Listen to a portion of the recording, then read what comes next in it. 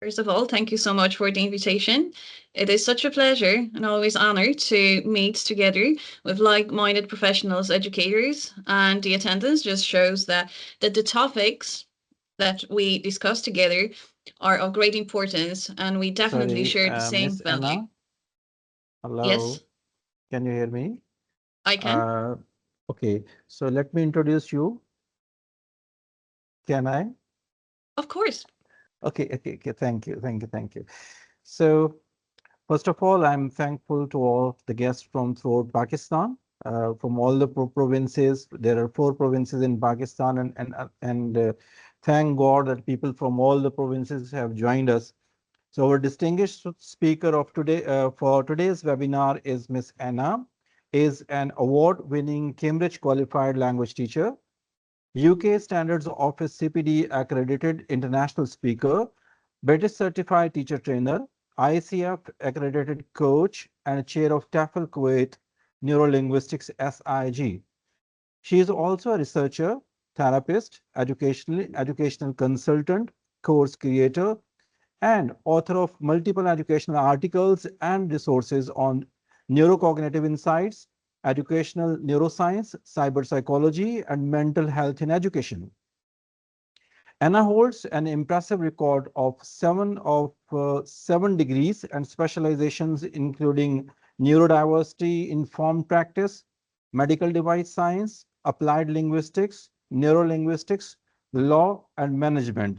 So please guide us that how can we do this, ma'am, as well. So based on her interdisciplinary research, she has created a unique method teaching with therapeutic techniques. Anna has presented as an expert speaker and panelist at various prestigious ELT and leadership events, pioneering novel inclusive teaching methodologies, empowering educators, parents, and communities across the globe. She is the founder of an international platform for project-based learning and an online language school in Africa. Over to you, Anna. Thank you for joining us.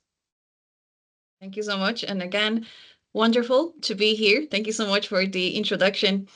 Uh, I'm going to answer the question, how can we do that? By collaboration. We can just go beyond borders because the knowledge that we get, the experiences, and most of all, hands on experience what really works. This is why we're here today. And thank you so much, everyone. Always a pleasure to share those insights.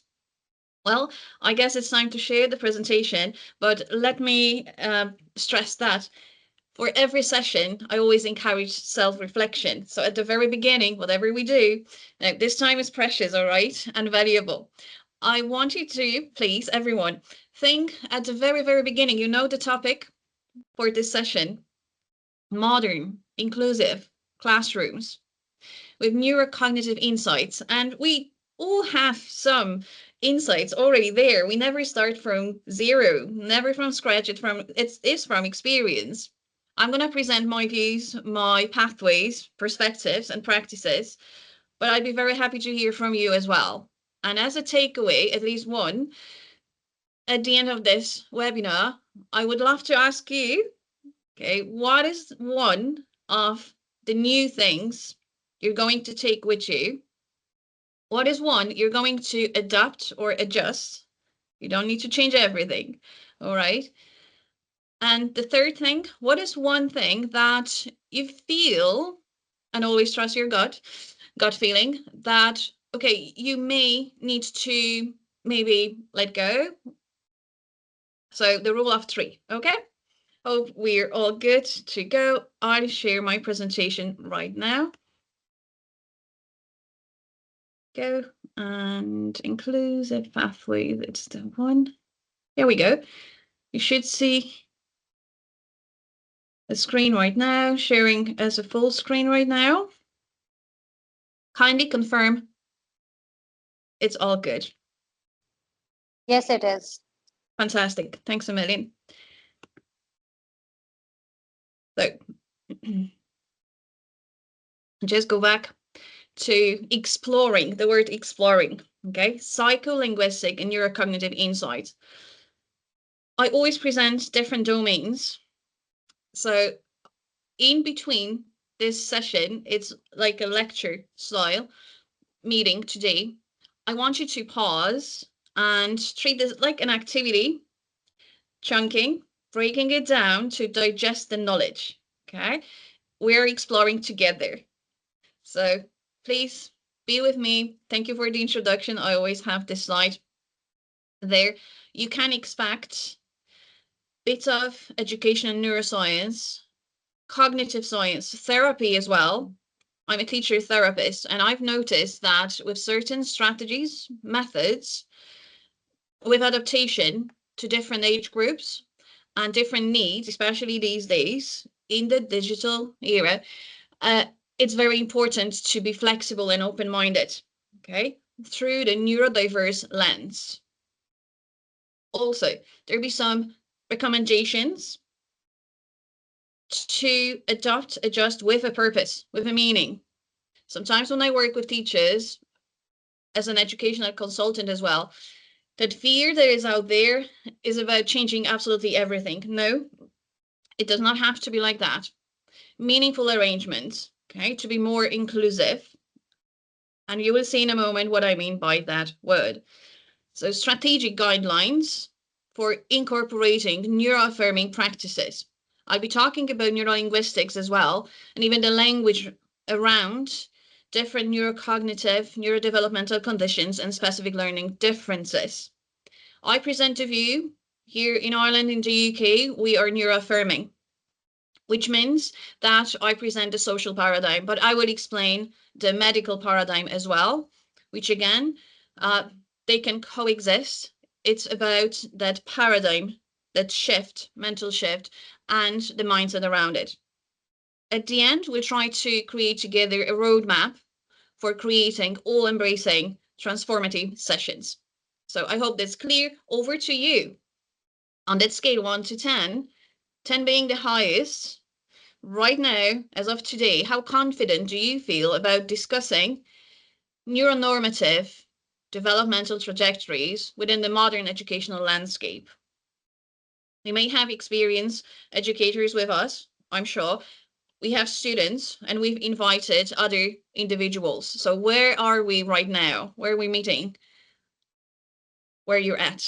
I'd be very happy to see the chat and the moderator as well. Ms. Rana, thank you so much for your help in between. We'll be answering Uh, questions at the end, but yes, if answer. there, Yes, yes. I would like to inform you that answer question session will be at the end of the session. The indeed, participant can unmute yourself at the end of the session. Yes. that is absolutely fantastic. Now, the questions in between, like this one, will help me to navigate how far will I go with scaffolding, etc. I can see higher numbers, 6, 7, 8, brilliant. So I think that these insights, you're in the right place, will be of interest, and I'm very happy to see that. So the new direction, modern pathways, education in neuroscience, neurolinguistics, cognitive science, holistic therapies, the mind, body, and brain. Also, anything about psychology, psycholinguistics. Sometimes when I have a new session, new groups, I see a little bit of confusion, like what is what and what exactly. If we want to tackle and change something, we need to be sure that the whole picture is clear. So number one, what do we mean by neurodiverse populations? Do you think about the language itself, about what the culture, the way of learning? What is it for you? Anna, Indeed, audience yes. is unmuted. Audience is unmuted. You can ask questions from audience as well. So anyone can respond you by unmuting himself or herself. That's absolutely fine. Or the chat may work, or if someone wants to share Okay. and is brave enough, which I will appreciate, that's all right as well. Yes. So I will ask the moderator, perhaps with unmuting or helping with direct answers, or the chat. Yes, Anna, So the participants can unmute yourself at the end of the session, but they can put their questions in the chat box as well. Brilliant. I think that will serve as a good recap at the end, indeed. But do take some notes if you wish. Okay, I will go back to those questions. So we're not leaving that like that.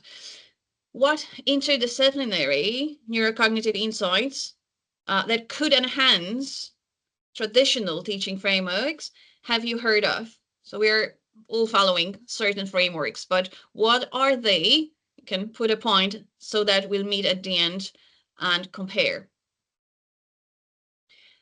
Of course, there are some patterns that we observe. Learning is about making connections and creating those patterns, thinking what works, okay, what is not fit for purpose anymore.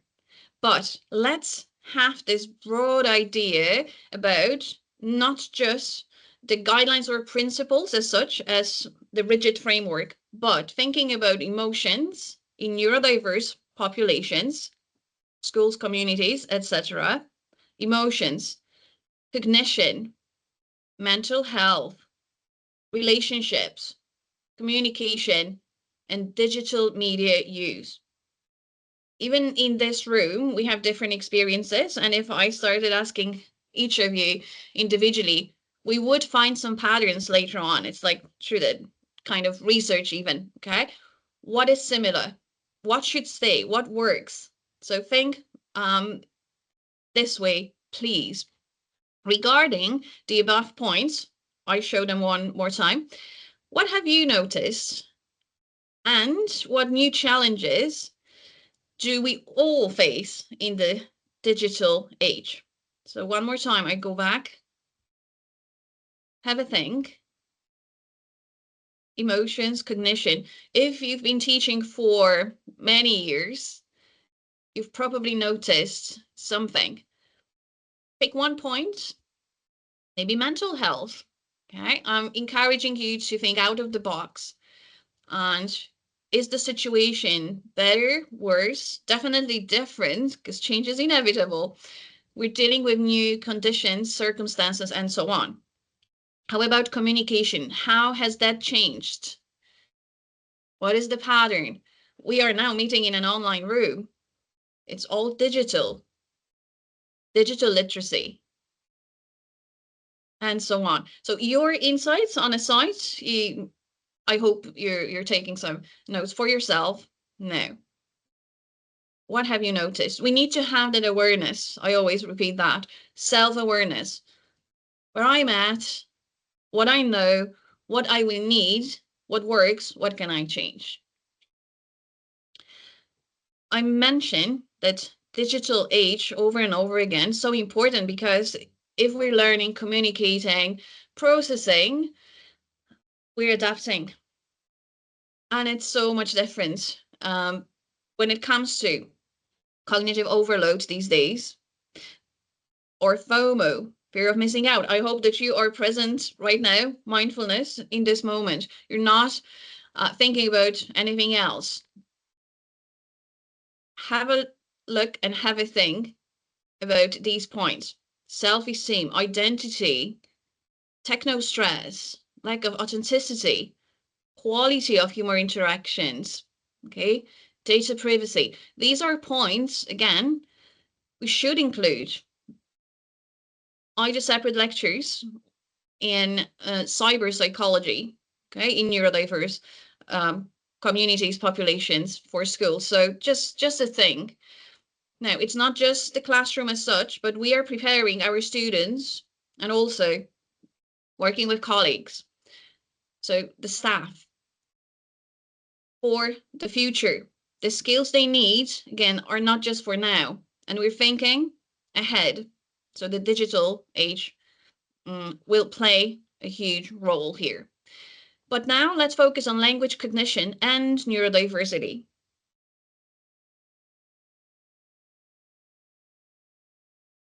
What are the implications if we do not know or do not have enough insights?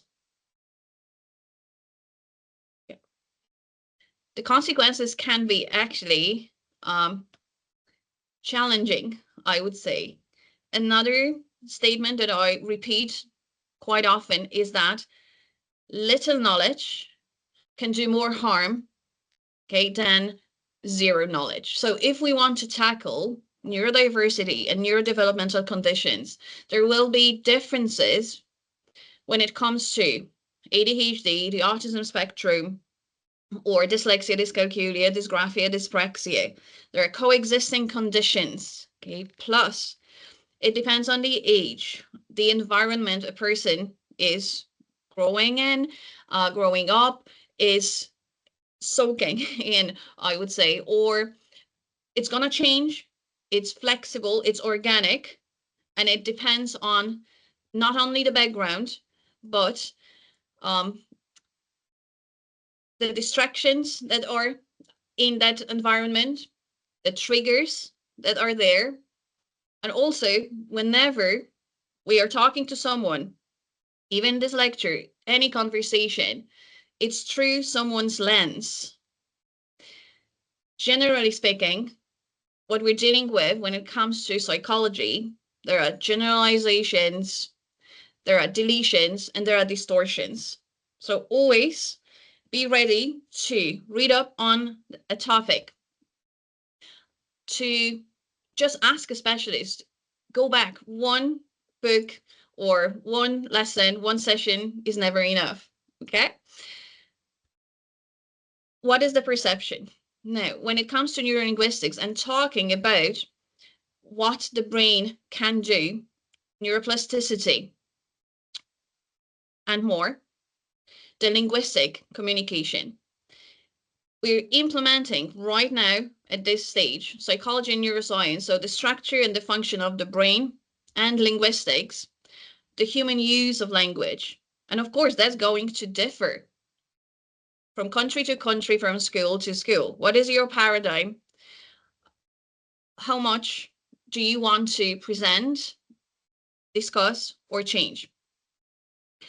But we need to include that in workshops, in sessions, not just for neurolinguistics, but as such, the knowledge of the brain is crucial. And then we cannot go further. The internal mental processes inside our head, if we ask someone, a student, to take the knowledge, to use the language later on, do they know that the mind is like a computer? How about the perception? How about memory, decision making, behavior behind that? Okay, metacognition. See how broad all that is.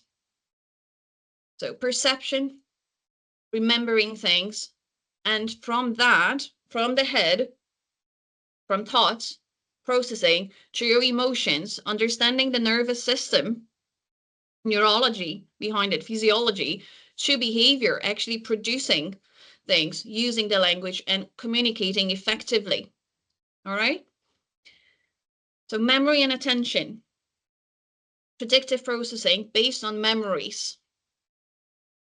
I will have different memories. You will have different memories. Someone else that we're meeting there will have different ones. And there are multiple ways there of the input that we get, of getting the information in or processing before we process, how it gets in, the ventral, dorsal, automatic, or controlled ways of dealing with sounds, meaning, again, different vocabulary. A situation, okay, will impact, any kind of situation will impact later on our perception. We know that, but also the mental state. Now, we need to be always open-minded. What does it mean? If I know that, let's say, a neurodivergent individual, okay, may have a different way of processing things, understanding things, different way of responding, different, not worse, okay, then we're going to empathy, compassion. I hope that you're with me at this stage. This topic is broad. I will go now into the realm of neurodiversity, focusing on neurodevelopmental conditions and learning differences. So I wonder, are you working right now with neurodivergent individuals? Even the terminology, that's neurolinguistics. We're all neurodiverse. Communities can be neurodiverse. So neurotypical without any diagnosis, or neurodivergent. The brain works in a different way, the same as neuro. Well, the diversity in biology out there, in environment, neurons work and behave differently. The social paradigm is not about deficit, okay? I will explain in a moment the medical one about the diagnosis, the labels, etc. But I'm moving away from the labels. Again, not trying to say that it does not exist. It has to be there, the terminology. We need to understand what kind of condition there is. However, if you want to be more inclusive in that sense, again, I'm presenting the view here, Ireland and the UK. So we're talking about brain variations. It's very important, okay? Why? Neurolinguistics says all about it. If we start talking about being different, having that disability or a disorder, so what's wrong with that person? Yes, we're looking through a different lens. I'm looking through the holistic lens. And my question to you is, how do you perceive individual differences? Do you treat it as a problem and nothing can be done? Okay. Or you're open-minded and you're saying, okay, this is that diagnosis. What interventions, what accommodations, improvements in the environment can I make now to help that individual? This is the difference. Okay. I always ask this question at the beginning. In the chat, you can pop in, have you heard of these two paradigms? Because now in the digital age, we're actually approaching a new one. A new paradigm is being formed where we're going away from, excuse me, I just need to, excuse me there, just one thing. Just double checking something with the connection, all right. We're moving away from just sociology to neurosociology. Okay. Have a think. I stop sharing just for a moment. And I wonder what your perspective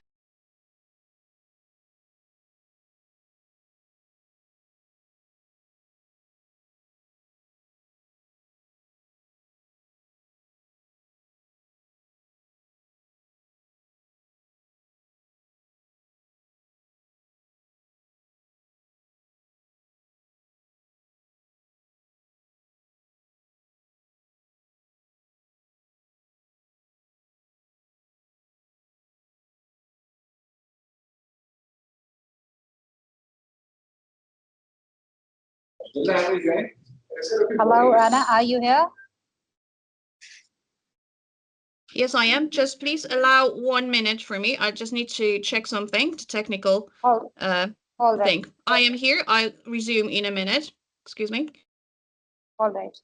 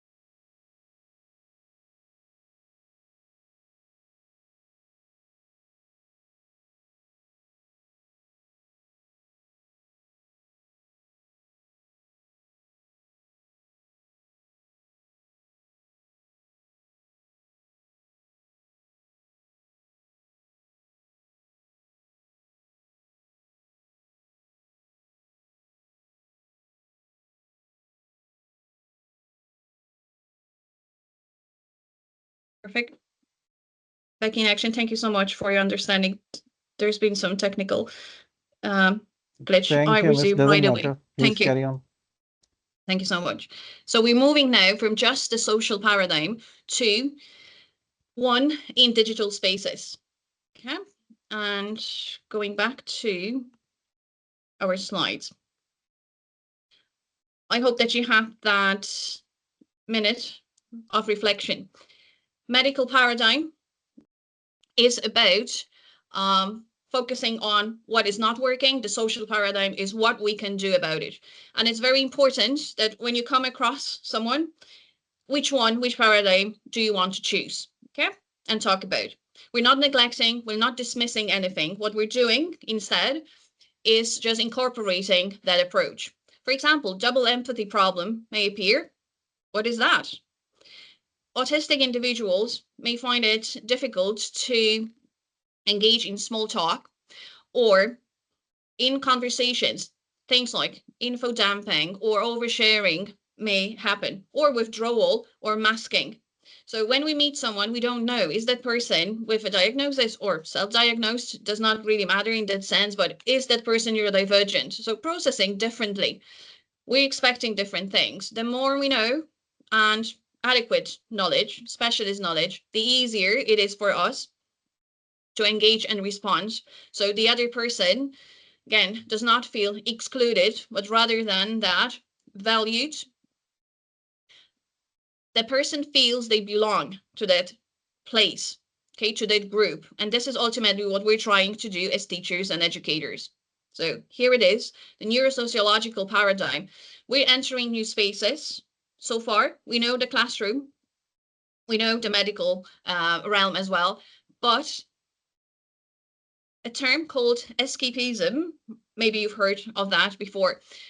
If we're not creating the right conditions, inclusive conditions in the class, or learners feel that there's something missing, they may try to find a different way out.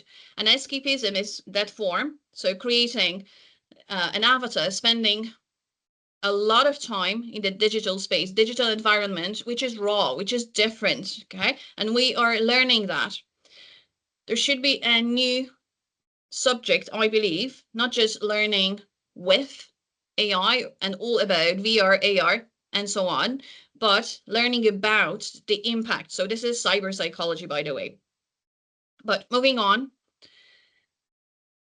please remember what I've mentioned. We're talking about strengths here, about skills, and being neuroaffirming, communication, organization, and cultural context. Mosaic minds are around us, and we're looking at neurodiverse kaleidoscope. It may change. Now it's 2026. Okay, we know more.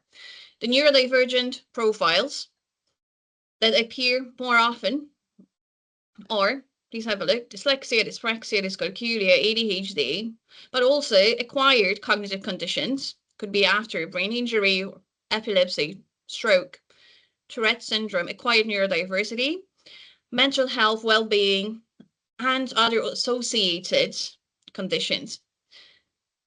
I can use now the word comorbidity. That's the medical terminology. And what is the effect that you hear? Comorbidity. And if I say coexisting conditions, that's an example here of being neuroaffirming. What is the impact?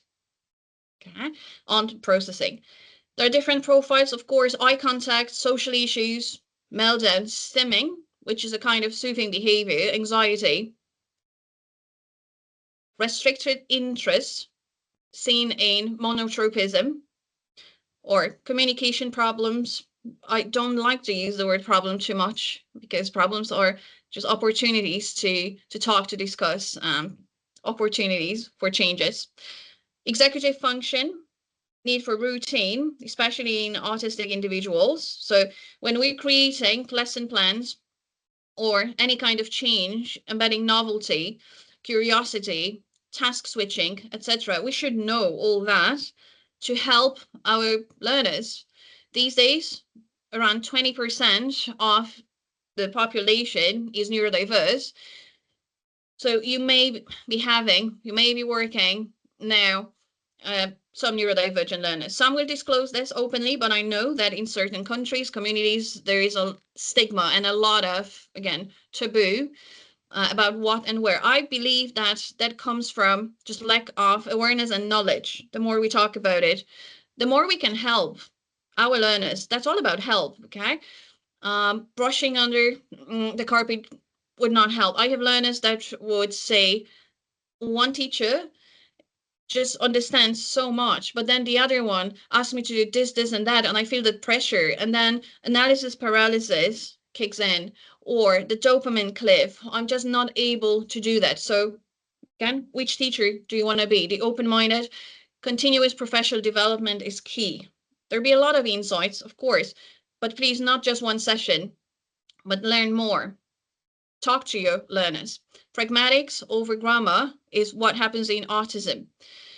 There are different core characteristics. You can see it in the syntax or morphology. And why is it important? In the assessment as well, or with the universal design for learning, when you're allowing different forms of expression, delivery, and how you approach, is it a deficit or is there that strength behind it? How can I help that person? Be it grammar, okay? It's about communication. Can that person communicate their needs, what they want, etc., the knowledge in a different way, slightly different way? What is the sensory impact? In my classroom, sensory processing, there are sensory seekers or sensory avoiders. Okay? What can hinder the language and what can enhance that? And as we know, yes, the sensory stimuli or triggers and distractions play a huge role here, talking about neurodivergent learners. Pattern detection, also in language differences. Autistic individuals, no, dyslexic ones. Some, I would say most of professionals, not specialists, would say that, oh, dyslexia is probably about not being able to read, but that person can read, so maybe they're not dyslexic, or maybe they're not autistic because they're okay when it comes to communication. See, they look at just one feature, be it the language, again, that can be misleading, or just looking at behavioral patterns in one context, one situation in the classroom. But with masking, with coping mechanisms, etc., without understanding different kinds of dyslexia, without just saying what masking is or understanding, or the double empathy problem, a lot of learners come back and say that, well, they just learned to live with that as the feature. They cannot do anything about it. They suffer. I call them silent sufferers. Let us change that, okay, together. So the brain can adapt over time, but with psychological safety. So if you can create that understanding, again, neurology, responses, self-regulation or co-regulation, I'm not saying you need to include everything in one lesson right away with changes. Gradually, over time, everyone will benefit with personalized language learning, differentiated instruction, especially these days with technology that is achievable and doable. The teacher can do 50%. The rest is student or learner agency.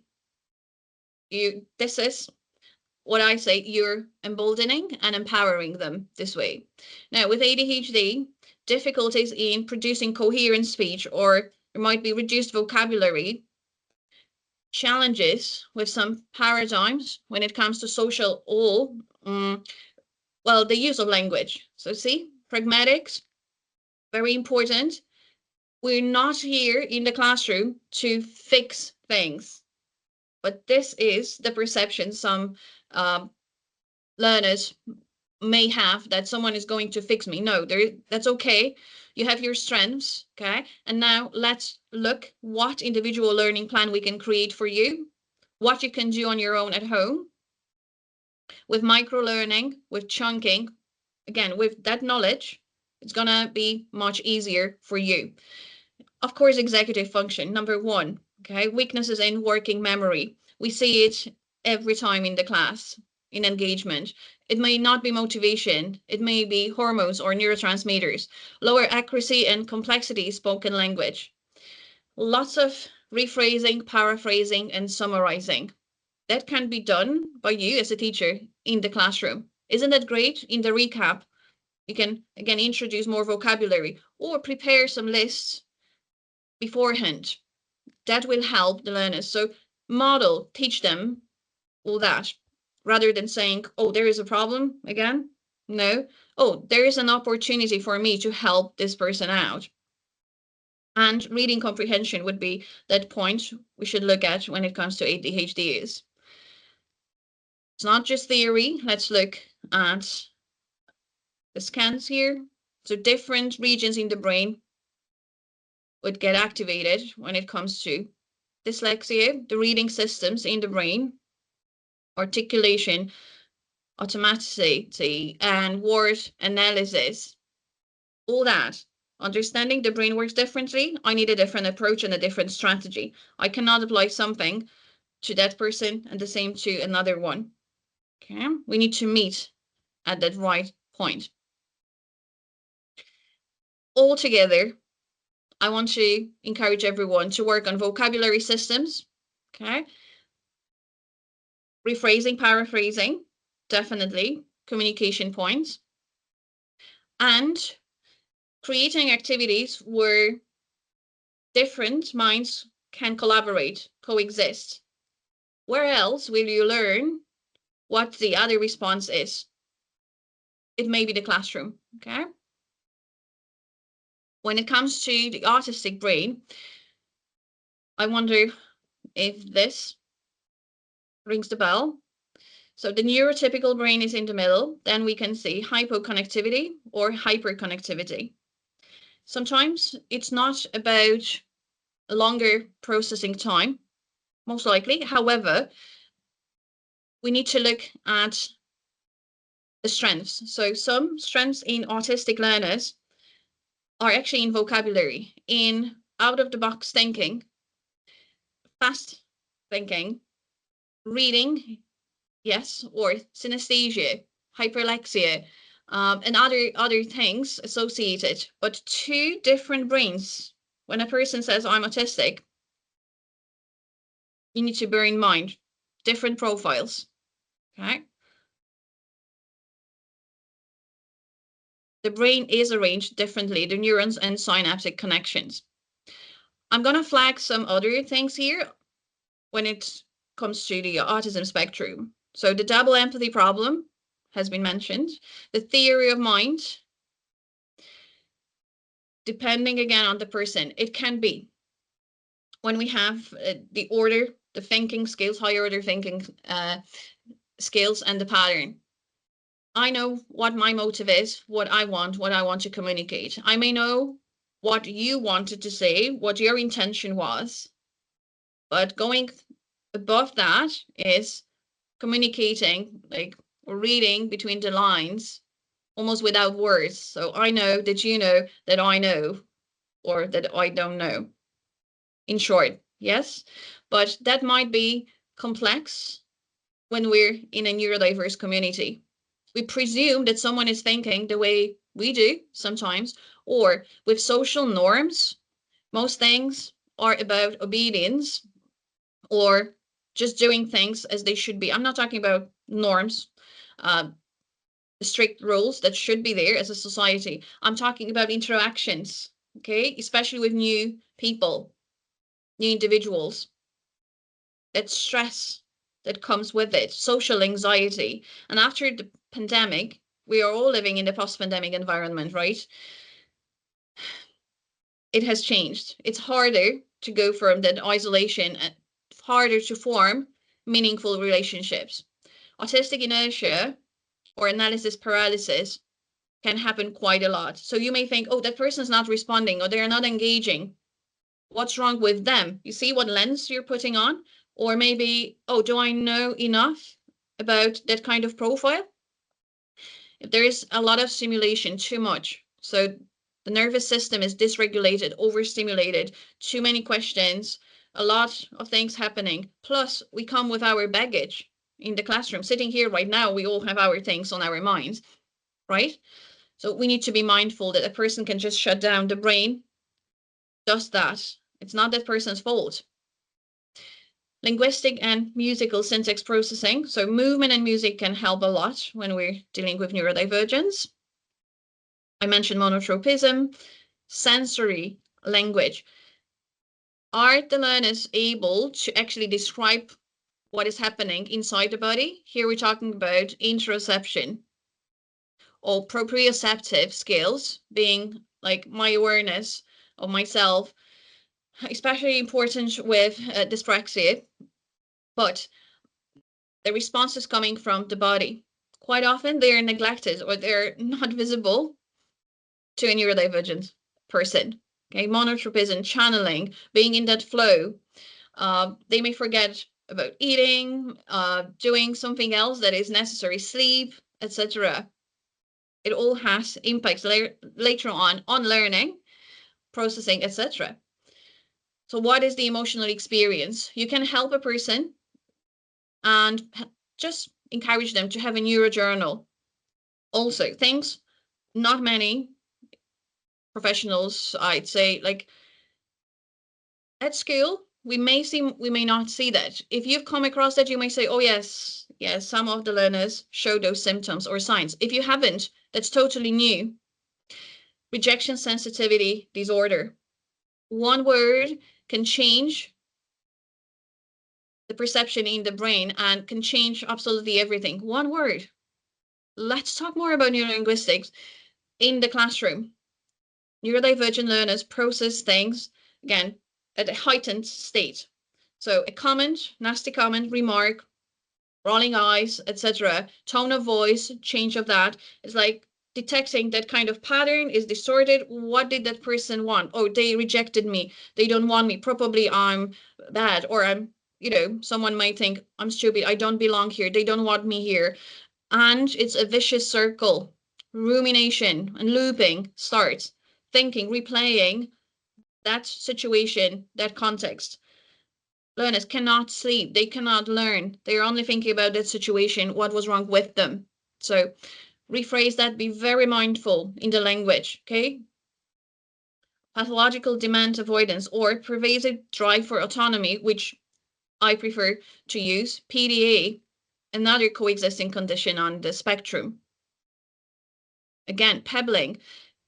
Can you notice the difference if someone is approaching you, how they want to build a rapport or a relationship with you, any kind of relation?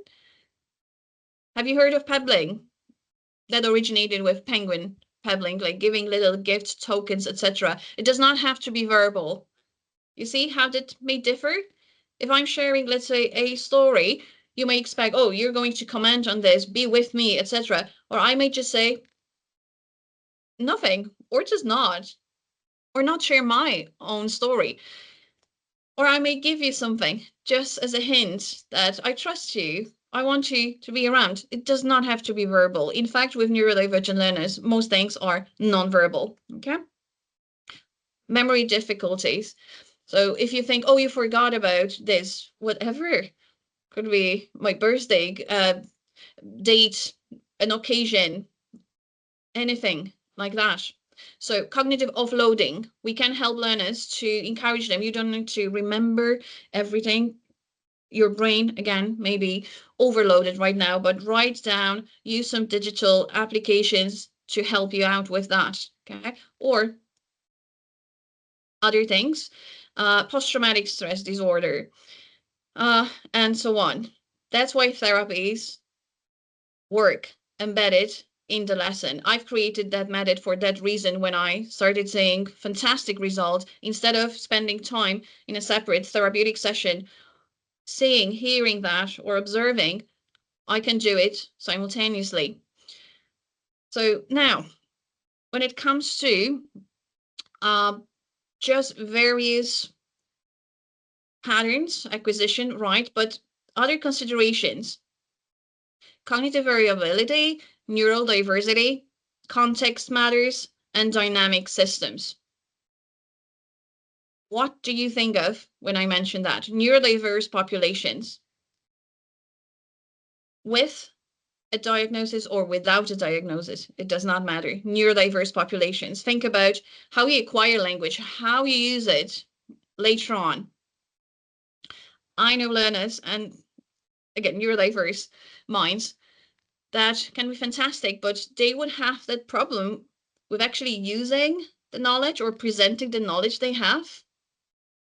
Once I share some psycholinguistic insights or what they can change through study skills, perhaps, or communication, presentation skills, that all changes.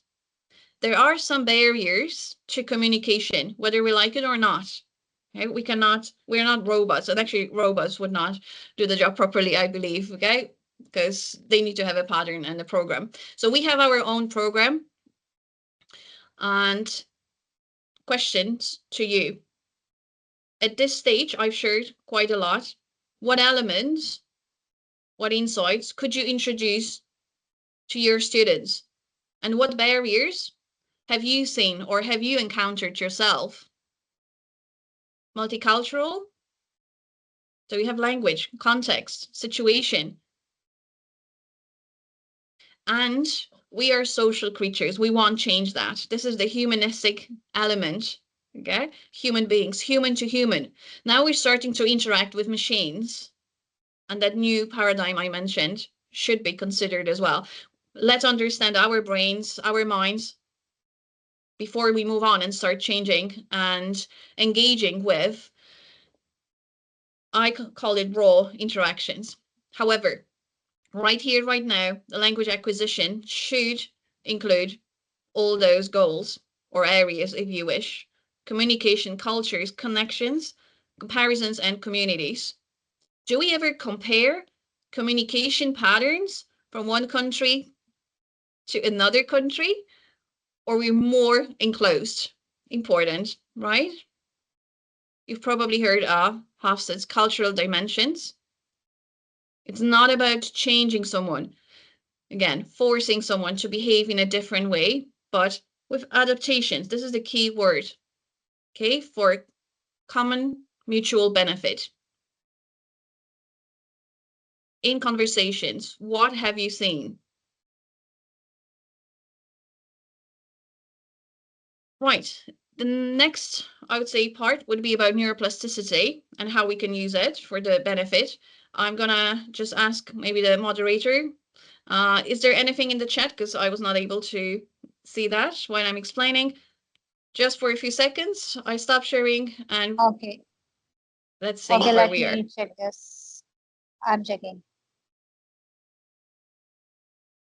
Yes, kindly elaborate the term cyber psychology. One question is that.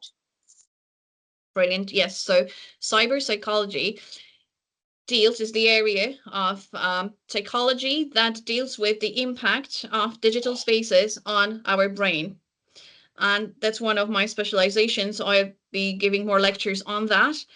So basically, for example, we should look at social media, screen time use, gaming, scrolling, and any interaction in the digital space, virtual environment. And that has a huge impact because we cannot separate that area. It is happening. If you're teaching or about to teach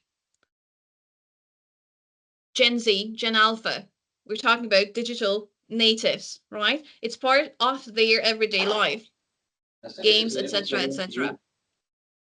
Terminologies are very much. Would it be possible to perhaps ask to mute? I think so. No the more background? questions are here in the chat. There are only the comments.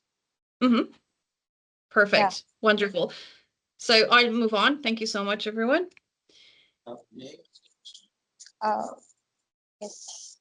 Excuse me, ma'am. May I ask a question? Hello? Anna, may I ask a question? I think there is an issue. Yes, on that part that we've covered so far. Indeed, yes. Can you hear me? I can. What is the future of teachers in post-AI era? You know that there, as you are of the point of view that cyber psychology is there, that there is an impact of social media on human minds. So as AI is progressing day by day, and we are unable to run with AI, we are unable to compete with AI. So what is future of teachers in post-AI era? Do you think that the worth of teachers will be there? I believe that those who do not know enough about AI, not how to use AI, this is literacy about how to optimize the processes, create lesson plans, assessment, etc. This is how you use it to make your work easier. Let's look at this part where I believe we are needed more than ever is to explain that impact. And I mentioned right now, because someone is using or engaging in certain activities in virtual spaces does not mean they're doing that properly. So right now, I've helped so many learners right away. They come, they have different problems. It's about understanding even AI slop or how to understand. Like a prompt will not solve your problems. You can learn how to just Google how to put some pieces of information out there, but how are you going to use it? You see, this is the production. How are you going to protect yourself? How about parents? Our role now as teachers, what is the future? Is totally different. If you're able to adopt or learn more, I mean, everybody is learning, whether we like it or not. This is the new dimension we've entered. I talk about trajectory. I talk about the neuro edge. Everybody, I would say, at some point would have that question in mind. Where am I? With my skills, with my knowledge, where are we going? How can I fit in? Is that not right? So I think it's about rethinking the skill set that we have right now and creating more. It's not about fitting in what does not serve anymore. So certain subjects will change. And I said at the very beginning, one new thing, one that you're gonna adopt, and gradually you will become more familiar with the challenges your learners have. This is my answer. Okay, the role is to be more responsive rather than just transferring as it has been so far. This is a book, this is an activity, this is a skill, I'm marking that. No, this is what AI can do right now. And to be honest, there are elements that cannot be replaced by a machine if we're talking about a humanistic element. But that's probably for another session. Thank you. Thank you. Please move ahead. Thank you. Thank you. So sharing. Again, very good. I'll just skip. There we go. 1 second, Neuroplasticity. please. Yeah, Anna, 1 second, please. I just want to announce that you can ask any questions. I'm talking to the participants that they can ask any question from the speaker at the end of the session by unmute themselves. Thank you. Okay, thank you so much. So as I said, it's about the change and experiences we have. We need to be open-minded and like more responsive to what is happening. It's not the same reality anymore. But luckily, use neuroplasticity to your advantage. So intrinsic or extrinsic stimuli, reorganizing the structure, functions, and connections. Do we know all that right away? The brains are changing as we speak. So neurons can modify the strength and efficacy of that synaptic connection. Cross-linguistic neurodiversity. Let's talk about this a little bit as well. The language, your language, different language, another language, etc. And the neural pathways, be it alphabetic, script, logographic, tonal, non-tonal languages. This is just fascinating but complex at the same time. The way you've been trained to use your brain. Okay, what is your program? Maybe you need to change something a little bit there. You want to communicate with others? I always say like tune in because I think it's the frequency, okay, as well. being mindful of individual linguistic differences. There are variations in vocabulary and grammar, accents and discourse styles. They are not errors. They're not errors. Okay. Fundamental aspects we should include. So acquisition and processing with a psycholinguistic perspective. Perception, that I talk a lot, and producing language. Learning, memory, and attention. I understand it's going to be different for each person. So is it my job to do 100% in the class?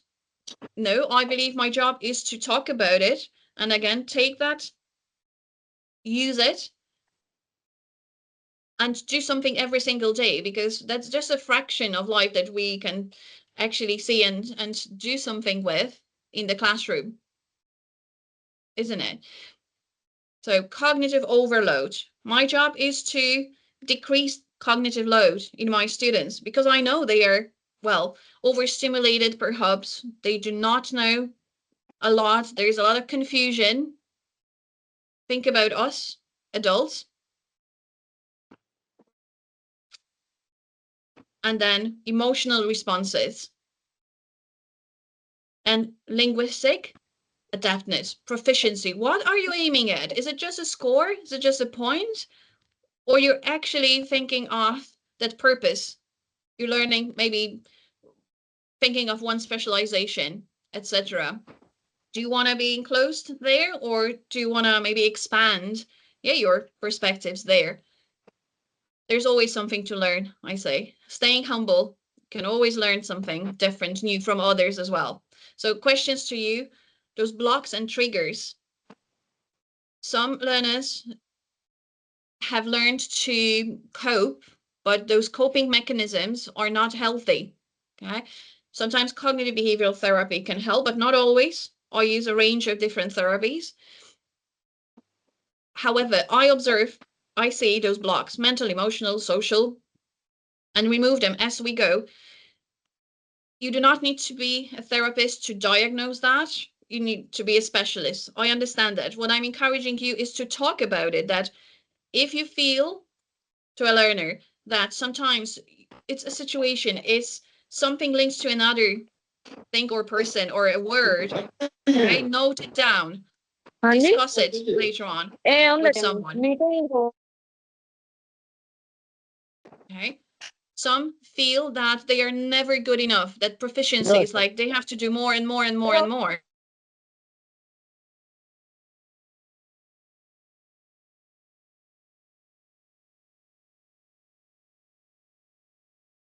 Hello? Please take your mic off. Please, all of you participants, take your mic off. So again, what we're doing here is decreasing that cognitive load for our student. This is our job. Removing triggers and blocks. You can observe them. Talking about it, that's our job, our new skill. Talking about that it can happen, okay, in the classroom. Brains are overloaded, overstimulated. And that linguistic proficiency at the end of the day can be visible in other settings as well, not just the classroom. So when you think of that, assessment can vary, right? Mental health, non-stop, embedded in the lesson plan. So mind, body, and brain. Remember to create psychological safety. And again, just the digital space or digital presence that you have, escapism that I mentioned, creating an avatar or agents, etc. Some learners would use that to like become someone else, experience something different, but thing called oversharing or sonoception. What is the perception? Haptics, sound, touch. It's a different environment. It will have an impact and effect on your brain. So a lot to take on. However, masking, I hope that is clear. And now code switching, two things that may happen in the classroom. So adjusting communication styles, speech or behavior to fit in to a specific environment is absolutely fine and okay. or even using like a different language, translanguaging. That's allowed here, it's fine. However, masking is a different form. It's a form of compensation where individuals like feel that they have to hide their authentic neurodivergent traits just to fit in. Okay, stimming, forcing eye contact. Let's think about it. Creating modern, inclusive classrooms. Emotional state, important as well. Words can affect your brain functions. Our learners do not know enough about neurolinguistics. A single word has the power to influence the expression later on, regulate physical, emotional stress. So important. Reframing can help. This is a solution. So if we see an issue, it's always good to propose a solution, right? Reframe any issue, any notion, any concept, and make sure that the person understands that. And consequently, it will change the meaning for that person. So it's not too direct or forceful, etc. Or make someone feel good. Okay, a feel good lesson. I write a lot of articles on that psychological element. Make it meaningful, irresistible, that time together with your learners. Cannot stress enough the emotional state. There are always implications, be it for the specific semantic or syntactic processing. If you're stressed, you cannot find the right words. Yeah, it can be on the tip of your tongue. You may forget this or that, or you cannot form a sentence, etc. Let's be mindful of that as well. It's all context dependent. Allow differentiation. Use UDL, Universal Design for Learning, to check that knowledge, that it's there in different settings. Okay, and regulate the emotional state, hormones, neurotransmitters, etc. Here are some takeaways. Neuromirrors, co-regulation, declutter your mind, and help your learners to refocus.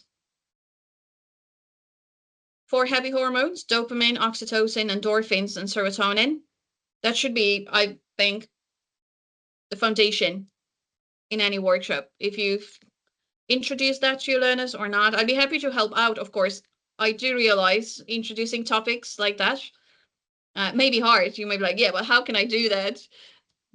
Step by step. You can reach out. I'd be very happy to, again, organize something together, but gradually with scaffolding, so everyone can take something for themselves, like the reward system, mood stabilizer, serotonin, designing activities in a specific way, increasing alertness or focus or changing it in the class. Okay, this is where teachers are needed right now, not just passing on knowledge. Regulating. So I'm inviting everyone to embrace neurodiversity. I create a therapeutic roadmap with groups that I work with, and teach about neurotransmitters. So the cortisol level, analysis paralysis, dopamine cliff, metacognition, a must, personalized learning, memory improvement techniques, again, separate sessions, and resources on that topic, and encouraging autonomy and solution-focused learning. This is the change, modern classrooms for me, solution-focused learning. Other considerations for you as a teacher or for your learners, it can lead to mental fatigue, burnout, loss of identity, or constant adaptation. I believe now you can see why mental health embedded in the process is so important.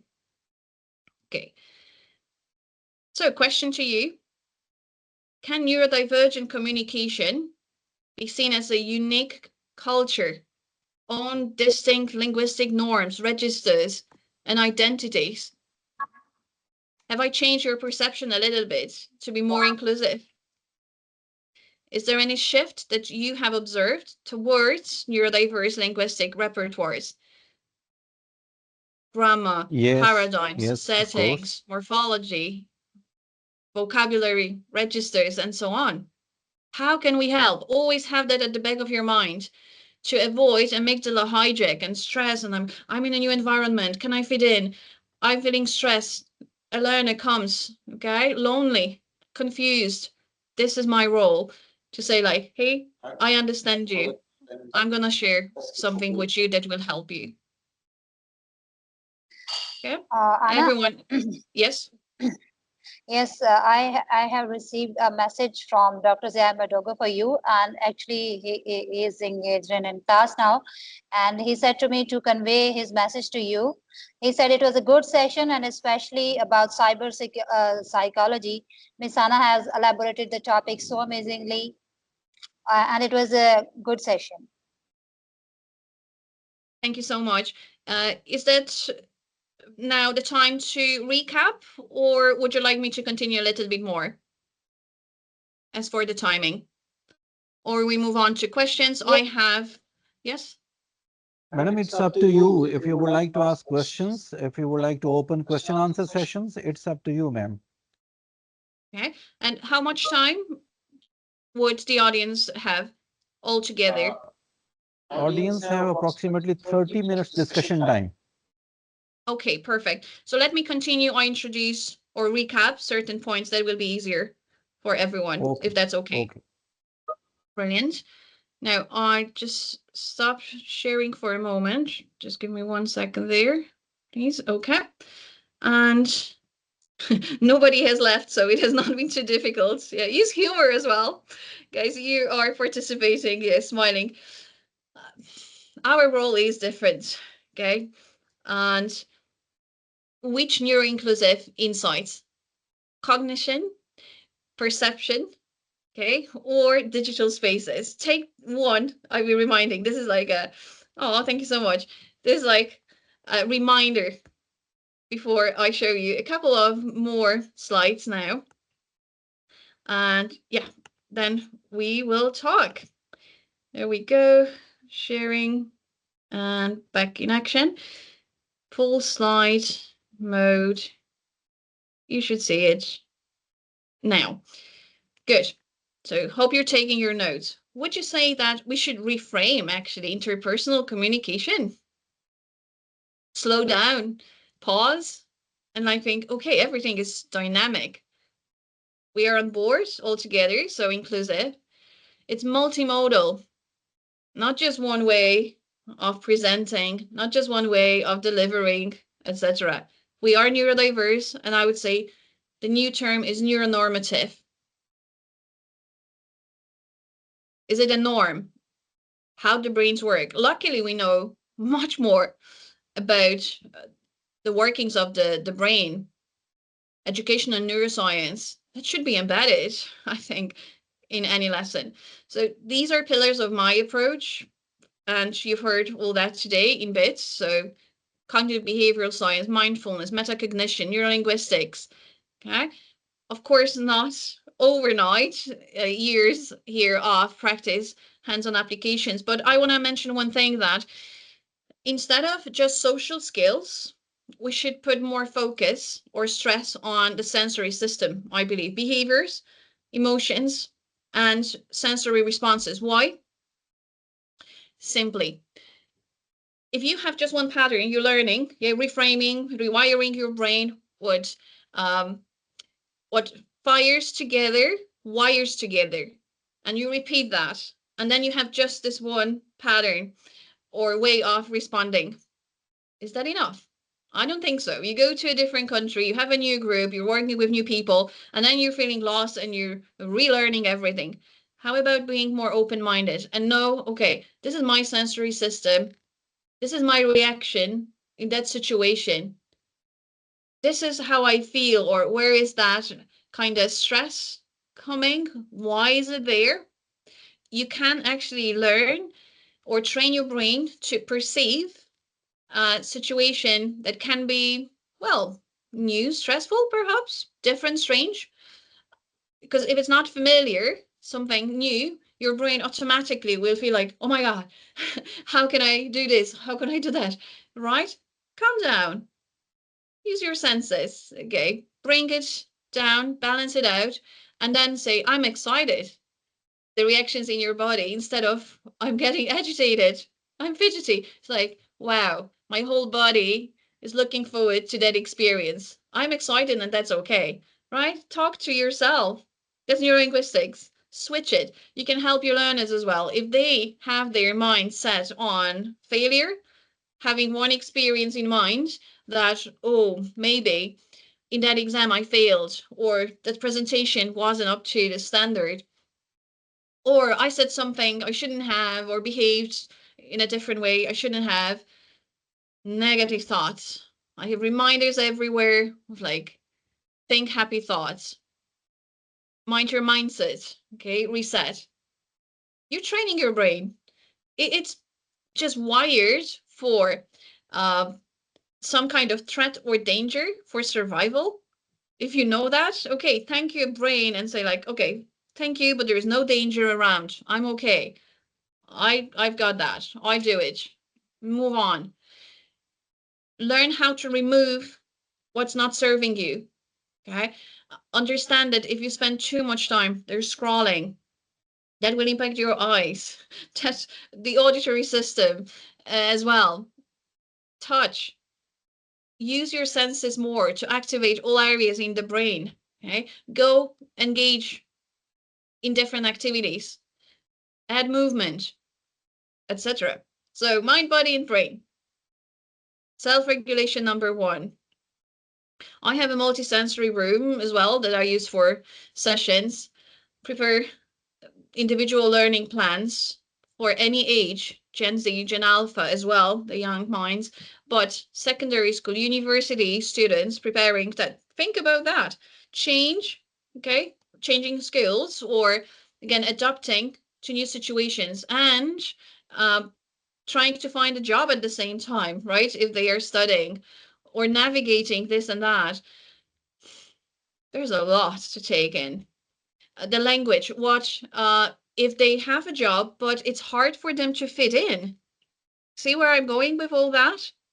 So what? Like the scores are good, but then you're just not feeling yourself in that space where you're working, be it permanently or just temporarily. But that's going to reshape you again. And you start thinking, am I okay? Am I all right? Am I missing something? Am I okay? Mental health, well-being. Talk to others. Sometimes you may need just your me time to rethink. Sometimes just give yourself that time. But you need to understand where to engage. So don't be too isolated. I do a lot of interviews and uh, radio sessions, even here for this area and out there to the world, about the impact now of different environments, especially digital age, right? You've noticed this too. So mindfulness, not just deep breathing, that's the basics, but observe, okay? Pause, not how the environment affects you, but how you are affecting others and impacting. Can you help out? This is the beauty. This is the real shift and paradigm change. When you go out there thinking that I'm listening to help someone else rather than just to listen out or have the message out there, getting it across. No, like, what have I learned? Yeah, you will have no problem with attendance in the classroom if you start teaching life skills and understanding the brain, etc. So let's rethink practices for a common good. Here are a couple of references there. And if you're working again with younger age groups, some of the resources, just some, I put a little book of neurowisdom because we're talking about neurons a lot here. Accommodations, relationships, metacognition. You change the language, you know, about Gen Z, Alpha, etc. Different language, even how to connect, how to build rapport, or at university level, technology and AI, brain functions, etc. So here we go.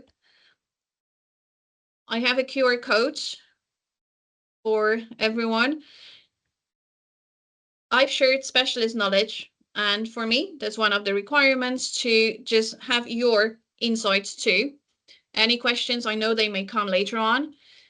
So some feedback is always appreciated. We should be doing it every single time in classrooms where we're going. The lesson is not really for us, but for the learners. So I wonder what you've learned. Please do use the QR code. I can send a link, etc. We've discussed certificates as well, but kindly allow some time up to a week to organize all that with busy schedules. But we will have you here on the record, so do not worry. We do have students and professionals. We have from the university and partner institutions or individuals that connected from social media, invited through my network, etc. So neurodiverse communities. I stopped sharing and put in the link instead of the QR code now. And I'd be happy to engage. Just allow me, I stopped sharing, okay. Allow me to put the link.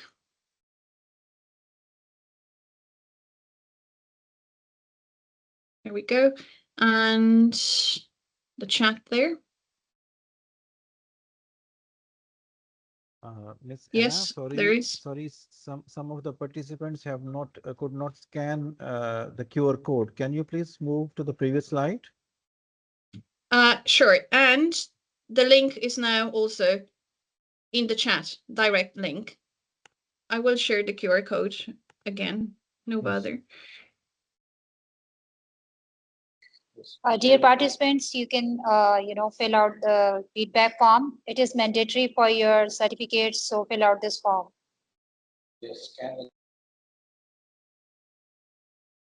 Absolutely. And Yes, for any session, yes, you can open it in your browser as well, and you can scan the QR code. Yeah, when you will open in your Chrome, and it will be visible to you.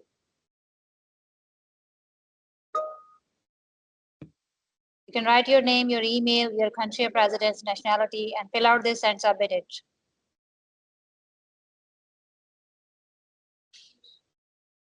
Perfect.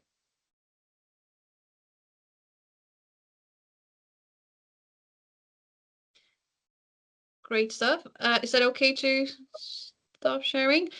But at any stage, I can go back to some slides if necessary, if we're referring to some points, or yeah, I can see questions. Wonderful. And now you can ask brilliant. any question from the speaker, but one by one, please.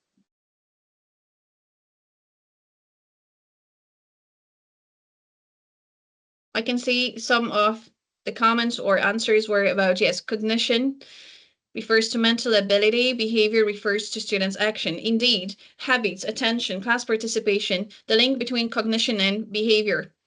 Is that the right time? Do I have everybody's attention? Yes, to engage, and you can share your insights too.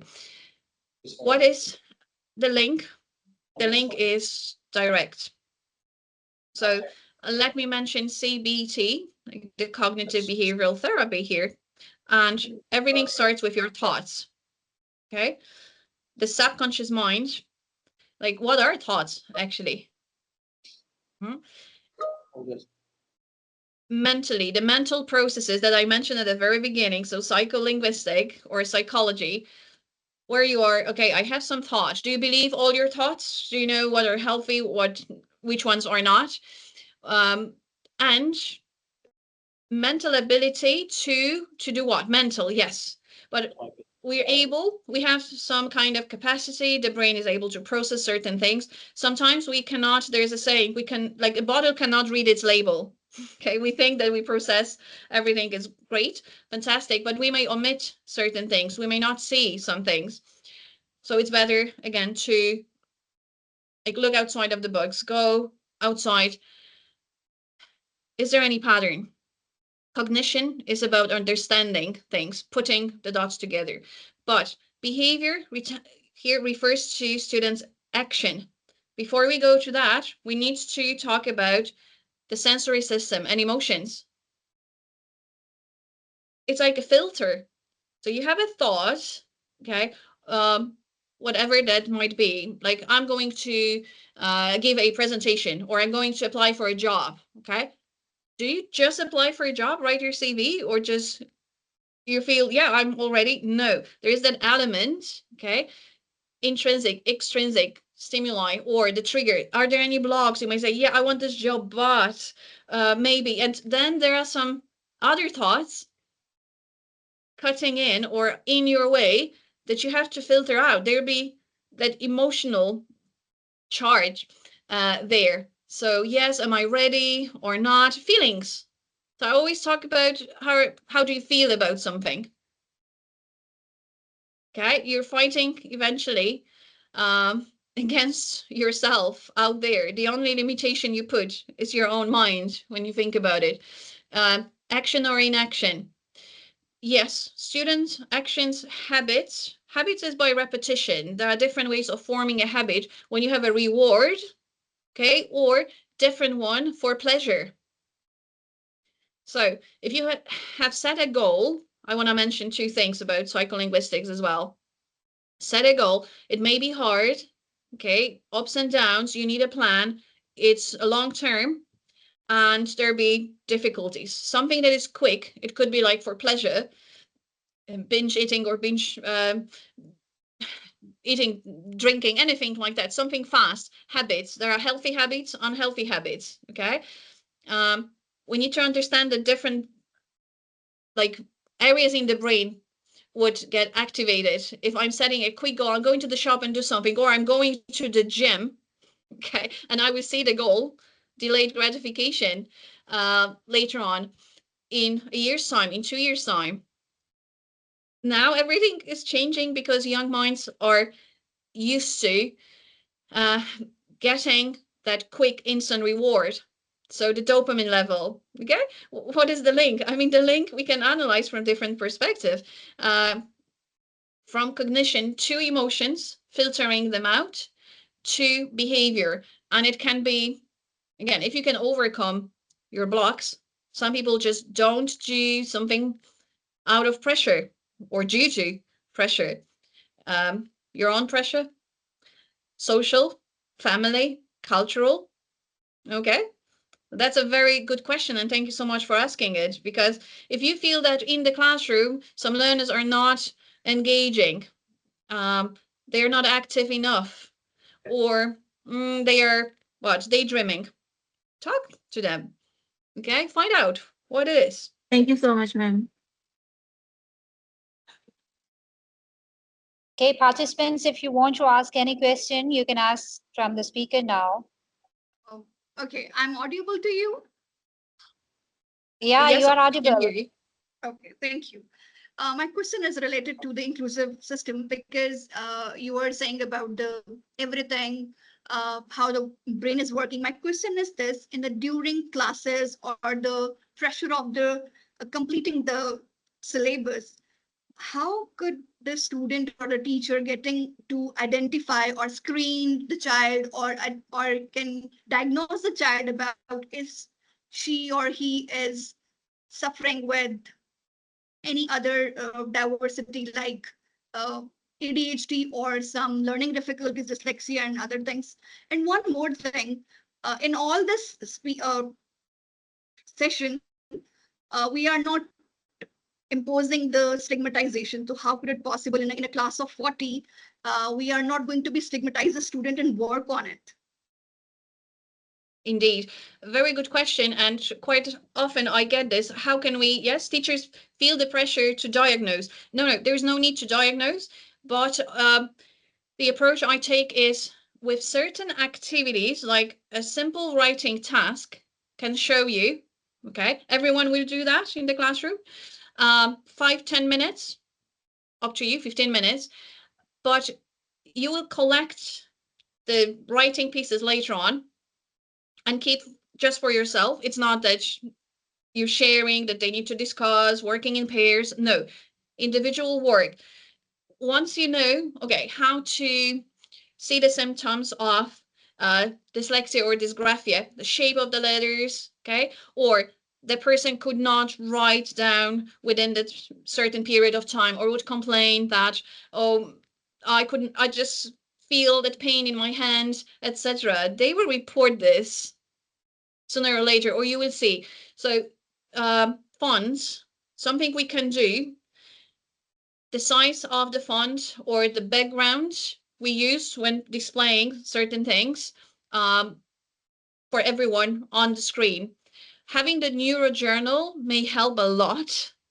Okay, so instead of doing things or implementing changes, have the talk and raise the awareness, saying that I understand that in the classroom here, there are neurodivergent minds. We are neurodiverse, so we are all different, and I want you to have fun. You can present it. It's all about how you present that as well. Let's learn more about it and from each other. They can note down the responses in their body, or is there anything like analysis paralysis, that they couldn't answer your question, but not that the question was difficult, they were not in that mental state, they can write it down, okay, and then come back to you. Or is there a certain task that they, or a pattern, like task switching, do they get confused when it's too fast, so the processing time is too short for them? Again, they can tell you. Sometimes you're not able to. And honestly, with diagnosing the whole broad topic, you need the in-depth knowledge. I do agree. But yeah, things like that, the signals, the symptoms, or when they learn, how much can they remember from the lesson? Are they using mind maps right away? Do they have organizers? Or is there any, with dyslexia, problem with spelling, orthography?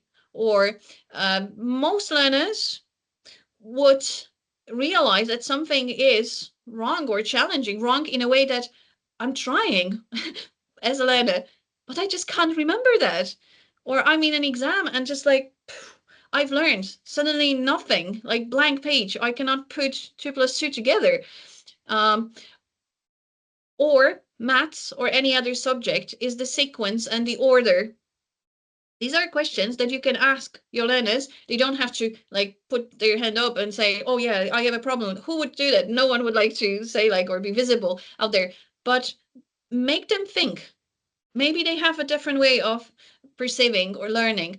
And the problems in exams are that they read the instruction and there are like multiple steps to do a task properly, and they get confused. So this is where they like, oh, I forgot about this. Should I put that? How much? Time blindness. Okay. Maybe they report quite often and say, I have the knowledge, but I answered 5 or just 4, maybe 6 questions out of 10. I can never think of, the time that's left. Something like that. So how we can help, like visible timers or reminders right away. This is where universal design for learning comes in. If you start presenting, you can do it like maybe you have a unit or a chapter for a week. And then once engage in multimodal ways, whatever that is for you. If you're using video, I use a lot of videos, okay? And then use note taking. So there's like 3 skills they are working on at the same time and in groups, or a lot of dictogloss. So with some kind of dictations that in the group, I go around and see, are they able to recreate things? Is there a problem with memory? Should I strengthen that? Or look at this area. Yeah, so we're trying to avoid putting them on the spot for reading something. Or when learners come back to you and you know what the diagnosis, or without a diagnosis, what the challenge may be, you can have a system with them that they will like put their hand up, but when they know the answer, rather than saying, or introducing, some codes in the classroom, instead of like, okay, you answer right now, okay, picking someone, or that every person has to answer one question. during the lesson. And if it's not during the lesson, it can be at the end. I have designed some activities that will help everyone to again participate, be visible there. But quite often, it could be bipolar disorder, it can be OCD, okay, it can be tics, or any kind of trauma kicks in, and they just feel, oh my gosh, they want to survive the lesson. So that's why psychological safety. I talk about it, they feel okay, safe, and then it's like, thank you so much. Quite often it's like, I really needed that, or write down, and they are learning. They are learning, okay? Chunking, breaking down information. Can they do it? They normally cram. They come back home and they just want to remember everything. Yeah, but visualization and so on. Do we have some other questions? Gianna, the chat is visible to you in the chat box. I'm gonna open out. Yes, I can see. Am I Yes, audible one to you? question is from. 1 second. Abdullah. Okay, ma'am. Abdullah, 1 second, please. I just want to. Yes, here is a question from Sajad Ali Diarana. And his question is, what is the key difference between code switching and making in the context of neurodiversity, and why might masking be considered more psychologically costly than code switching? Mm-hmm. Thank you for this question. Yes, the key difference is that you are doing that voluntary or you are being forced, okay, in your response. So code switching happens every single time. I mean, we can change the code talking to a peer, to a colleague, to a family member, to someone at the university. Okay, we go there. So the situation, it is context dependent and related to that group. But I choose this intentionally, and this is still me, but the register that my behavior, gestures, right?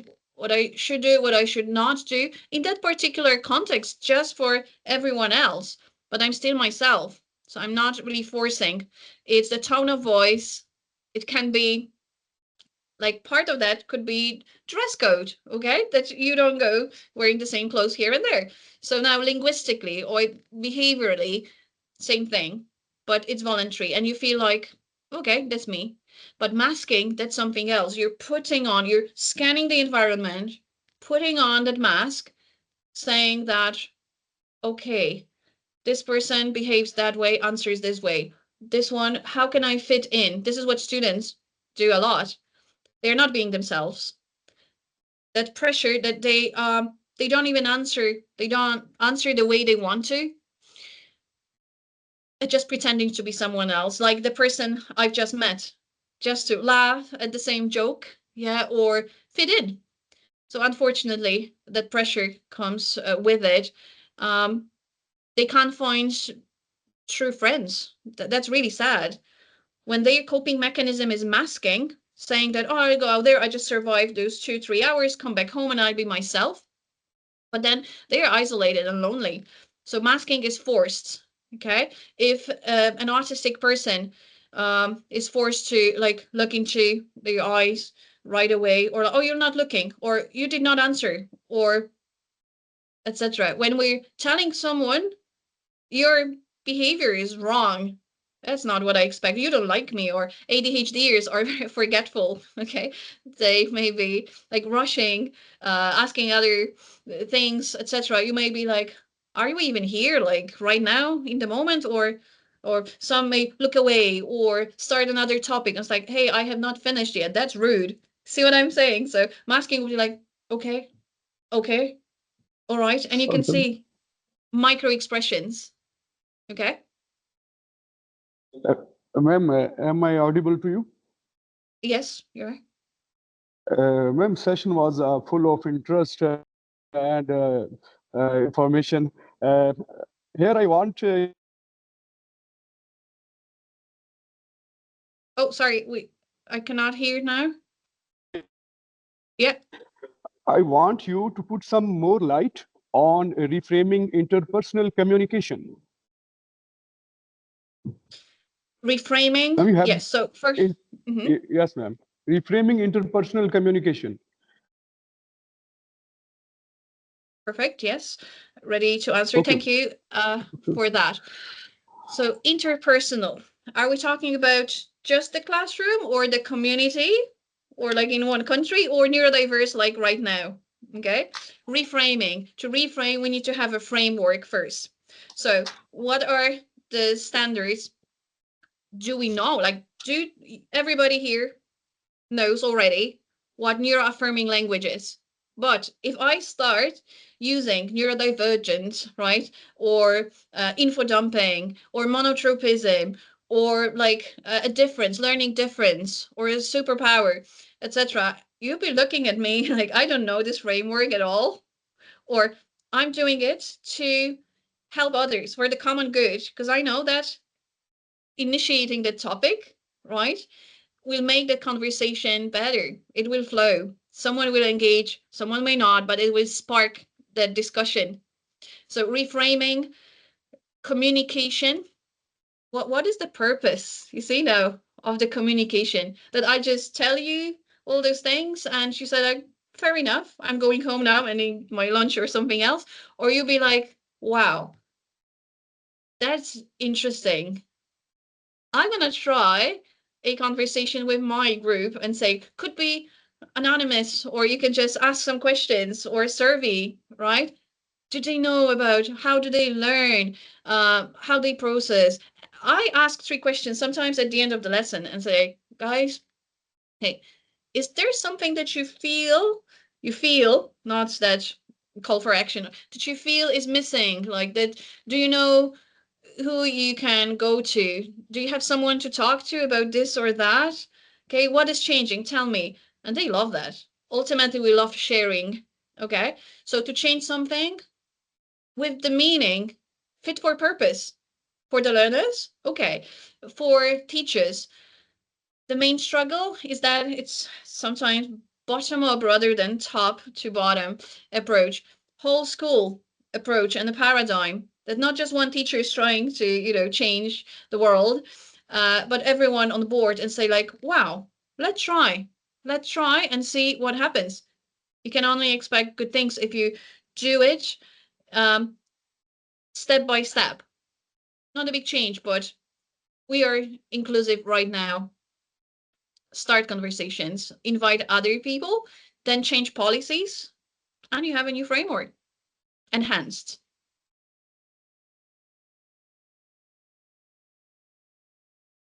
Thank you. Okay, Sir Shapkat, you may proceed All now. right. Okay. Can I ask a question, madam? Yes, please. Yes, it's Mrs. Masilo from South Africa. I just had a case currently whereby I was invited at a school from psychological services at the district office. What we do a therapy to other kids and we identify them and then we refer them for further higher level of support. So I had this learner who often in the classroom, the boy child just sit in the classroom without doing anything. But the language of learning and teaching is English in the intermediate phase. But they have one home language which is Setswana in our area. So this boy does not want to communicate in mother tongue. He does communicate only in English. And the IQ level is so high that he speaks about certain things like the map. He can explain everything. It's like everything is in the brain. He can explain about evaporations and what happens. So I went to the school and interviewed the boy because I observe the distraction. When you talk to the boy, he is concentrating on outside sound and noise that is made of by birds. And then he is challenged regarding writing and reading. But when coming to verbal communication, he did very well. So I recommend to the school to say, you are saying the child doesn't write when other kids are writing. He doesn't write. They said yes. I said, I recommend that they can do instructional learning. I want to ask if this was okay, Madam Anna, the instructional learning to put a practice of trying to observe if he could make it, maybe. But I place it into practice where they gave me an exercise book of social science and the learner did not write anything. So I asked the questions verbally and the boy responded. So I write down and show the teacher that it can work if they can do instructional learning. So I'm asking you on your side, do you think this will be practical? Another one, I recommend the reader and scriber for the boy. The boy is ADHD, he's suffering from anxiety. So I train him to say sometimes focus on the teacher. And if you don't want to be distracted, can you write down whatever that the teacher is saying so that you don't listen to the disruptive noise outside? Thank you, Madam Ar. Absolutely. Yes, thank you so much. This is like a classic, perfect example of what educators face. Indeed, you see, reading can be the problem. Linguistic repertoire. I most of the time deal with mixed diagnoses. So dyslexia, autism spectrum, and maybe one like OCD, something else. But it works. I have learned that the topics, my goodness, that they can discuss be C1, C2, and they are just teenagers or younger. So the linguistic repertoire is there. Reading, not really, or dyspraxia coming with dyslexia. So writing, no, but they can present a topic, they can tell you everything about something, especially, well, later on, quite often they become specialists because they are so into one topic. By the way, a digression. However, with the approach from school, I think that you did the right thing, that you're allowing. This is differentiation. This is universal design for learning. So is the knowledge there? Yes, but am I forcing someone? It's like telling someone to run when they cannot run, but I can walk and do the same, but give me a different way of getting to that point and showing you that I can. It has to be engaging the skill. That's why more CPD sessions and workshops, etc. Individual learning plans, perhaps, yeah, and removing that stigma. And by the way, self-awareness, okay, of yeah, we have awareness of the person that you're okay, that's fine, we'll help you. At that time, when a person is feeling that no one is there to help you, you were there to help, fantastic, well done. But if they feel like maybe there's something wrong with me, you see, and look at the skill, the strength, but I think more practices or more formal regulations should be in there. That it's not just a once-off situation. Yes, that others would say, okay, talking to parents as well, third party, what is going on at home as well, what supports can be done there, portfolios. Then we move to assessment, rethinking assessment for those learners. Yes, absolutely. I'll be happy to engage more like after the session in that particular case, but individual learning plans in that case would help. Yes.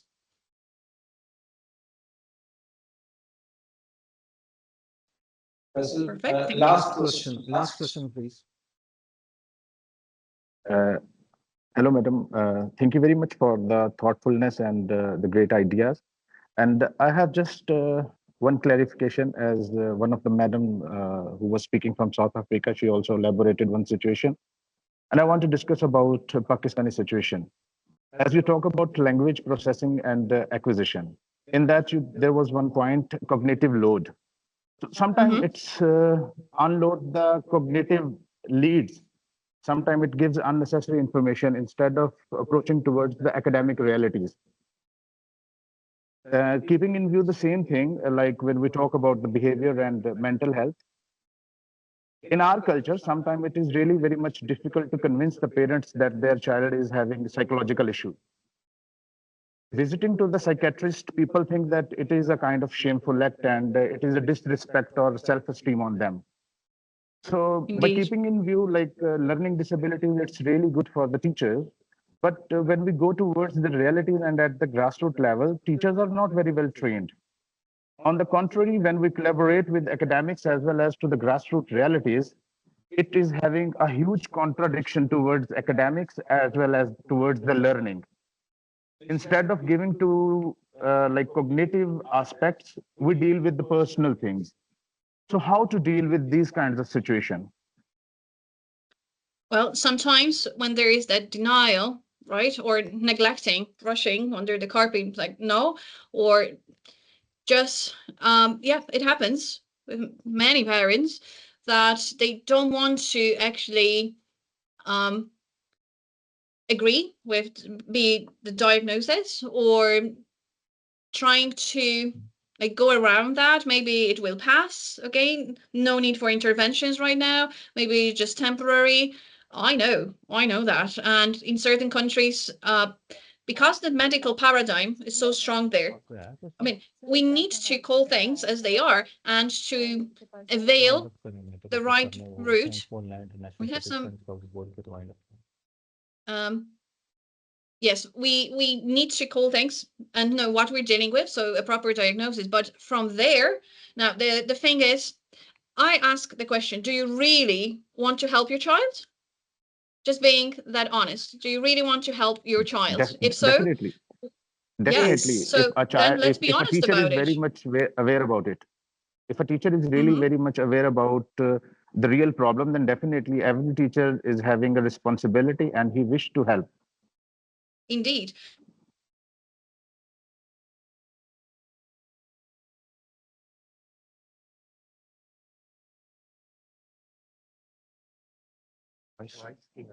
Voice नहीं आ रही.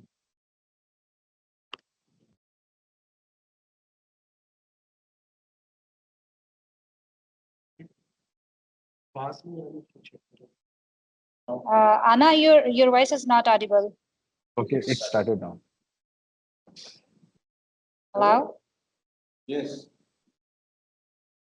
Hello?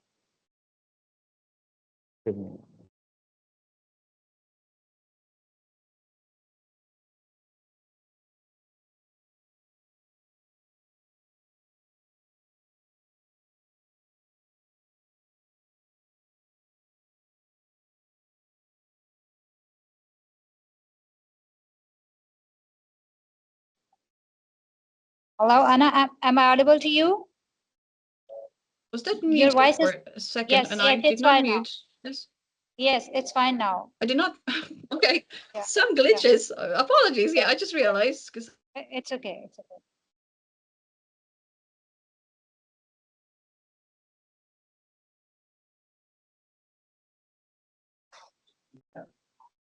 Can you hear me, Anna? Once again, you are not audible to us. Can you hear me?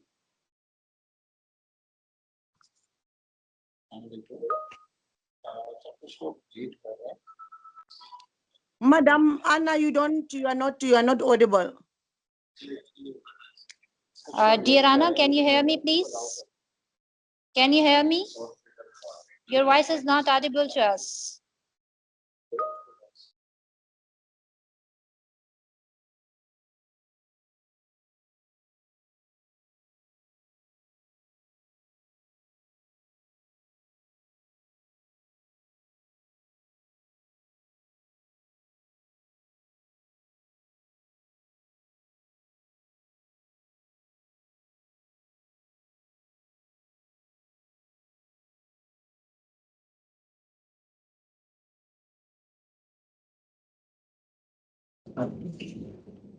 Am I audible? Yes, you're audible. Yes. There's some problem with the speaker's mic. Acha, carry on, sir. Yes. Miss Anna, uh, Mr. Shafkat would like to thank the audience. Mr. Shafkat? I'm not. Yes, now you're audible, Yes. but yes, can you please speak now? No. So we would like to say something. Yes, Mr. Shafkat, please. Hello, my voice is audible to you all? Yes, sir. Yes, sir. Yes, You're please. audible. Please. Well, this was a wonderful session. It was really insightful about neuroplasticity and neurolinguistic and other brain-related issues that can hinder the learning. It was really wonderful, and now I would like to thank the respected participants, specifically the people who came from the renowned universities of Pakistan. I would like to thank Dr. Zia Ahmed Dogar. He attended our session for the first half, and he is one of the great names in the field of English language and literature. He is from University of Southern Punjab. And I would also like to thank Dr. Hafiz Muhammad Qasim. He is assistant professor at Department of Applied Linguistics, GC University, Faisalabad. Further, I would like to thank Dr. Kamran Sufi from Murray College, Sialkot, Dr. Rashid Makbul from University of Okada, Dr. Farooq Arslan he is assistant professor at Mukabbir University, Gujarat. And I would also like to thank Dr. Muhammad Tariq Ayub. He is principal government Koda Khan College, Jatoi. And I would like to thank Bushra Amin. She is principal government graduate college for women, Malgada Okada. And further, I would like to thank Munazza Javed. She is a lecturer at Women University, Multan. And I would also like to thank Anam Saeed. She is a lecturer at Namal University, Islamabad. I would also like to thank Dr. Saima. She is also from Namal University, Islamabad. I would like to thank some other participants from other provinces of Pakistan, from Balochistan. Sayyid Khalil Ahmed joined us from University of Lorelei, and Muhammad Ishaq joined us from Namal University, Quetta campus, and from Sindh province, Aliza Qazi joined us from University of Sindh, and Maliha Sarfraz also joined us from. She is associate professor at Government Graduate College for Women, Sahiwal, and further, I would like to thank some of the esteemed scholars um, uh, from from other countries of the world. Lubna Chaudhary, she joined us from Al Rayan Colleges, KSA. Dr. Zainab Saad joined us from Al Mihad Institute, UAE. And apart from these, we also requested to the foreign participant to share their names and affiliation, but some of those international participants, they have shared the names. I'm going to read their names, and I would like to thank them. uh, Shirlene Benfica joined us from Brazil. Dr. Imelda Josephine, if I apologize if I'm not pronouncing your name accurately. Dr. Imelda Josephine, she is professor from Uzbekistan. I would also like to thank Dr. Inamullah from South Korea. Dr. Zainab Saad, I have already taken her name from Al Mihad University. So I would again like to thank all of you. Yeah, Doc- exactly. And thank you very much. Every participant, I would like to thank every participant, as it was very difficult to keep record and to name every participant. There were more than 100 participants here. So each and every participant was very important and significant for the successful conduction of this webinar. And Thank you I very would much. also like to thank Dr. Masilo GM from South Africa. Um, for rest of the participants, and especially I would like to thank Dr. Anna Mukura she spared time from her busy schedule, and Ms. Mahvish Rana that who coordinated this session, this webinar. And overall, it was a difficult task for all of us to manage this first international webinar at such a mass scale that national and international participants could attend it. But thank God, everything went fine. And I would really like to thank all the participants as well as our uh, guest speaker as well, and the presenter, Dr. Miss Anna Makura. Okay.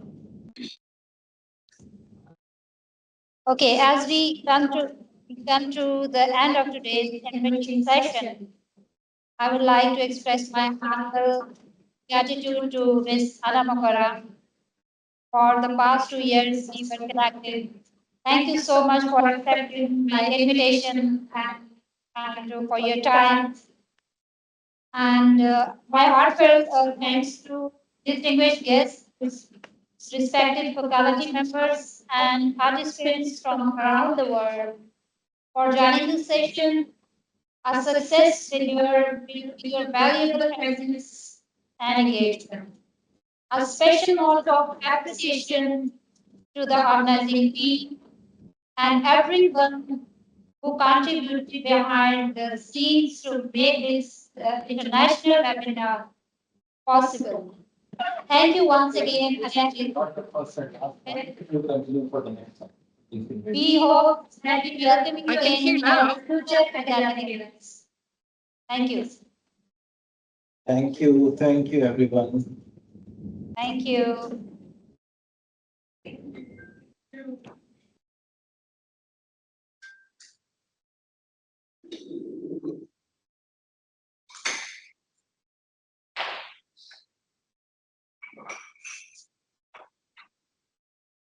Yes, we Mohammed can. Daoud Hassan. Mohammed Daoud Hassan, I'm also thankful to you that you have joined the meeting. He is from Riphah Faisalabad campus. And Participant, if you are able to on your cameras, we can take a selfie, a group photo with Anna Makura. And we are also thankful to our IT team, Mr. Hamza, and rest of the participants who was regularly working on the background, but they were not on the front line. So those who are present, can you please turn on their camera so that we can have a selfie with Anna Makura? Can you please on your cameras for one group photo? No.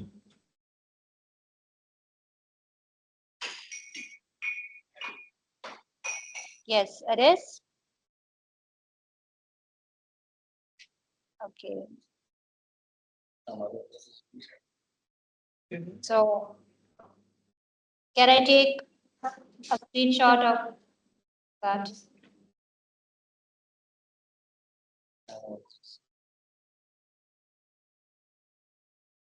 I think so. Most of the participants are not their cameras on.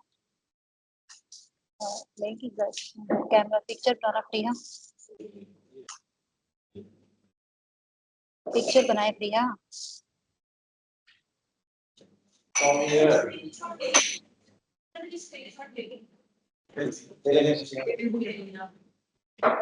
Yeah. Close one. Fingers. Sariya.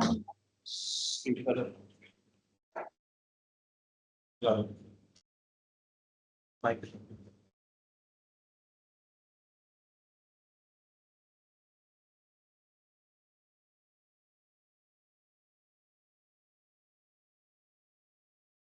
Stay connected.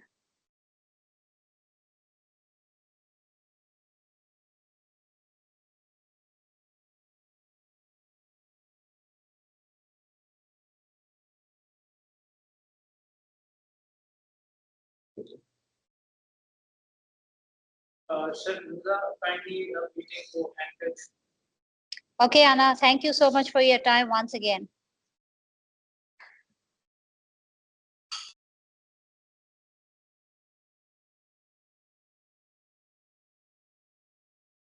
Sir Hamza kindly meeting को and कर दें, हमारा session complete हो गया है. Sir Hamza from IT department, अगर आप हमें सुन सकते हैं तो काइंडली मीटिंग को एंड कर दें.